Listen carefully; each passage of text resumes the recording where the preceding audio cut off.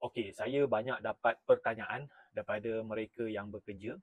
Boleh ke mereka buat bisnes kereta sewa, motor sewa ni dengan Go Greenmatic?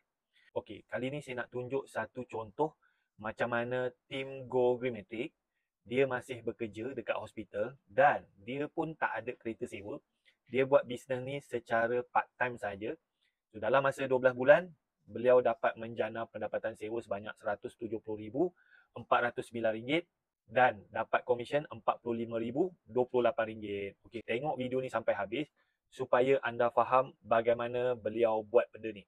Okey, ini adalah Facebook tim Go Greenmatic. Nama Facebook dia Zam Car Rental by Go Greenmatic. Zam Car Rental by Go Greenmatic ni memang tiada kenderaan, hanya ejen sahaja.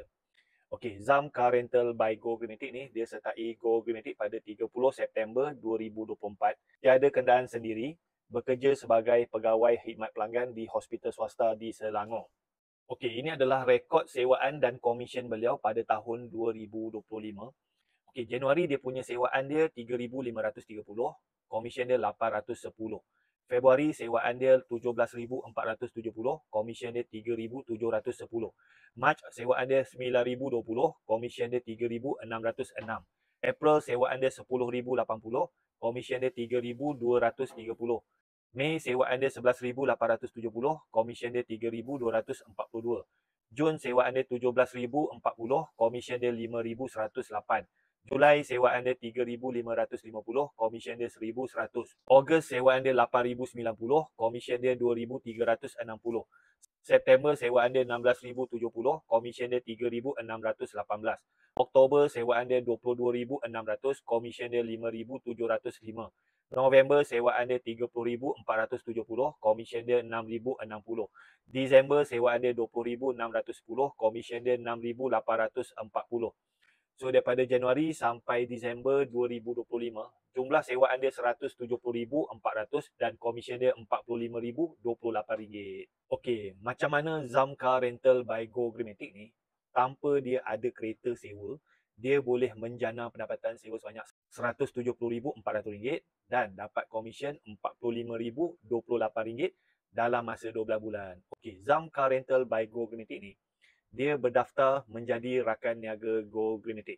Dalam Go Greenmatic ni, kita ada beribu-ribu rakan niaga seluruh Malaysia termasuk Brunei.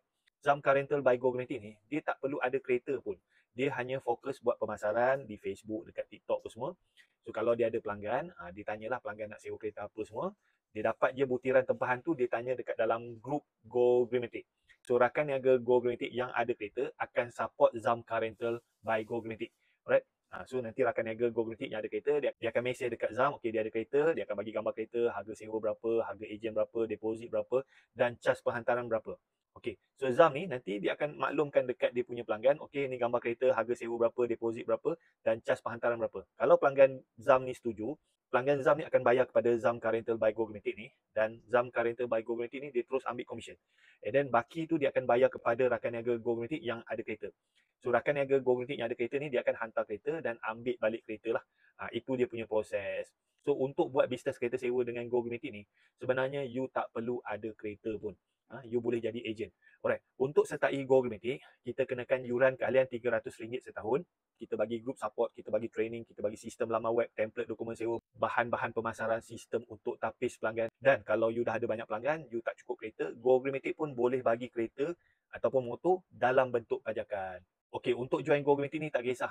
Ada kereta ke, tak ada kereta ke, duduk bandar ke, duduk kampung ke, kerja kerajaan ke, kerja swasta ke, boleh, tak ada masalah. Kalau you nak join Go Greenmatic, you komen nak join, you screenshot video ni, you pergi dekat saya punya bio, you message saya cakap nak join Go Greenmatic. Like, follow, komen dan share kalau nak belajar macam mana nak jana pendapatan 4 ke 5 angka sebulan dengan Go Greenmatic. Boleh ke boleh?